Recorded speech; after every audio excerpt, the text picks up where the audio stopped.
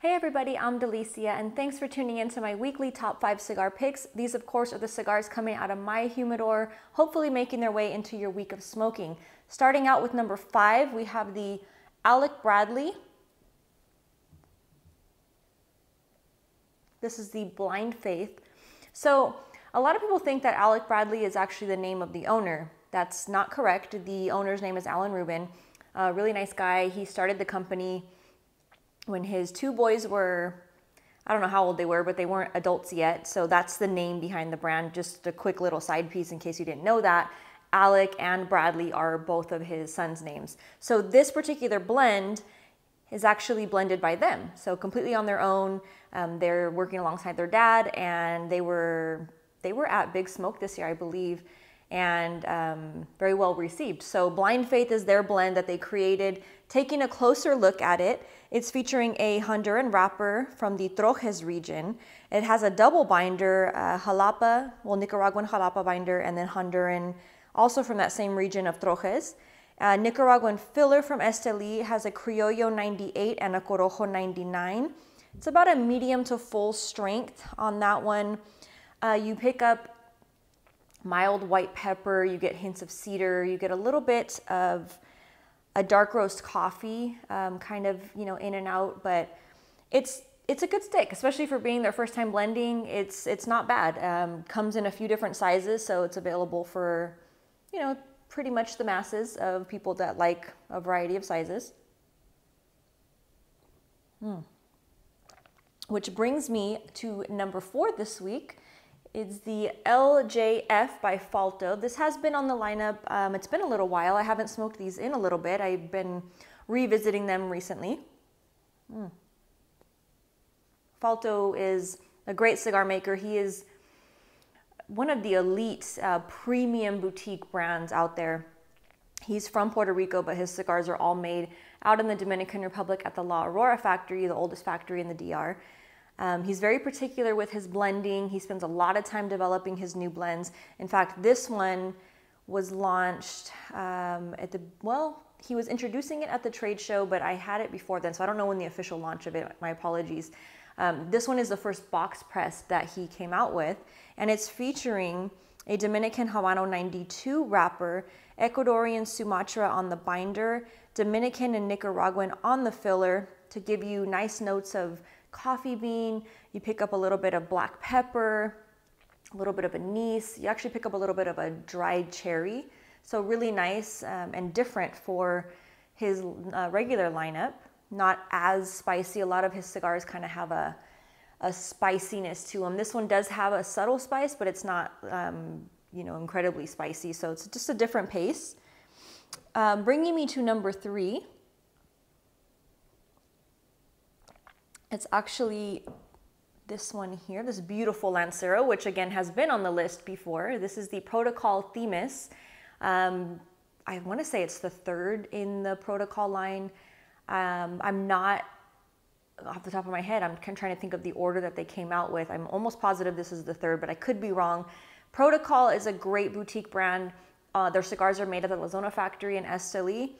This one is a lot of fun. It's not as much strength as some of their other protocols, but still has really nice flavor. It is featuring this beautiful, beautiful silky Ecuadorian Connecticut shade wrapper, Nicaraguan binder, and filler. And again, it's made at the La Zona factory in Esteli. This one gives you the creamy cedar, graham cracker. You get a subtle sweetness in this one, a little hint of a light citrus, and then you get a nutty portfolio too in the background. So really nice combination of flavors on the Themis. Number 2 this week is this little buddy that I'm smoking. This is a great size if you don't have a lot of time and you want to have a nice little, coffee and cigar moment. This is the Saga short tail, part of the short tail line. If you're not familiar with the Saga lineup, it's a really cool series that was designed by Nirka Reyes. So she's a bookworm, and she made this beautiful, it's a library basically, legitimate. The cigar boxes are actual books, and each book talks about, there's actual pages in the book And it talks about the blend. It talks about why they made that particular blend, why they named it. There's a lot of thought that went into it. And I really love the lineup. So this one is a lot of fun. It's a smaller, it's a 5x34. So not a super traditional size that you see everywhere. But again, it's nice if you just want to take a moment and just have a kind of a shorter cigar break. It has a lot of good flavor in it. It's featuring an Ecuadorian Claro wrapper, San Vicente binder, Dominican Piloto Cubano Mejorado, Viso, and then filler also from Connecticut broadleaf. So aged cedar, roasted coffee, you're getting cinnamon, plum, cocoa, nice medium body to it. As I mentioned, just a nice, fun, you know, not a super long timeout break for a cigar. And again, a lot of good flavor on it, good medium body to it. You do pick up a little bit of spice here and there, but it's really nice. Bringing me along to number 1, I don't know that I've had this in the lineup before. I did have a couple in my humidor, and I smoked one recently, and I'm planning on doing a review, but this is the Carl Malone. It's actually the barrel aged by Carl Malone. This is made at the La Aurora factory. I had an opportunity to meet with Carl once again this year at IPCPR, where he was launching this really cool stick. And you know, it's funny because you do see out in the market, you see some people that are either with an athlete or perhaps some sort of famous celebrity that's kind of joining forces with them, and it almost looks like a promotional type of stunt.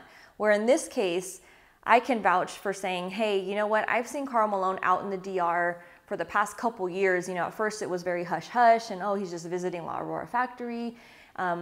You know, second time it was more of like, oh, you know, something's in the works because he's in the blending rooms. You see him tasting and doing stuff like that. You see him out hanging, partying at Pro Cigar. So he's an avid cigar smoker. He's a cigar fan, which is really cool to see. Really nice guy. Anyone who's not familiar with Carl Malone, you must have never watched basketball in your life. He obviously was a former professional basketball player known as the Mailman. So really cool guy, huge. By the way, I was doing an interview in heels and I still had to look up while I was talking to him, but couldn't be a sweeter person. Has his family behind helping with the, you know, the box design. The outside of the box actually looks and kind of feels like a basketball, so it's just really fun. The cigar itself is great. It's very La Aurora. I mean, it has the similar notes of something that, if you're a La Aurora smoker, you'll definitely pick up that it was made there and blended there. So it's a really nice cigar. Got a little bit away from myself, but it is featuring an Ecuadorian wrapper and binder, and then the filler is from Peru, Dominican, and Nicaragua. Now the tobacco, all the tobacco except for the wrapper has been aged the additional 6 months in rum barrels. So of course you're getting, you know, those types of flavor notes kind of subtly mixing in as you smoke the cigar. So you're picking up those nice barrel, wood charred barrel type of notes, a little bit of that sweetness, molasses. You do pick up, I always pick up coffee. A lot of the times because I'm drinking coffee with my cigars, but even without drinking the coffee, I just tend to pick up, you know, coffee bean or roasted, some sort of roasted bean in a lot of the cigars that I smoke. So you can get it in that one as well. It does have a subtle spice, but the spice is, it's tamed. It's not anything that's super pungent because the cigars, of course, the tobacco is very aged, so it's well made, and definitely a cigar I would recommend that you try out. But yeah, so I have been working on my top 5 cigars for the entire year. So I want to give you the heads up now to mark your calendars for December 31st, New Year's Eve. I'll be putting out my top 5 cigars for the entire year. These are the best of the best cigars that I've been smoking, which is really hard to choose, by the way, because there's a lot of great cigars out there. But be sure to mark your calendars and tune in on December 31st. First thing in the morning, I'm going to be releasing that video of the top 5 cigars of the entire year. So hope you enjoyed this lineup for this Sunday, and I hope you've had a great weekend. Thanks for hanging out. Cheers.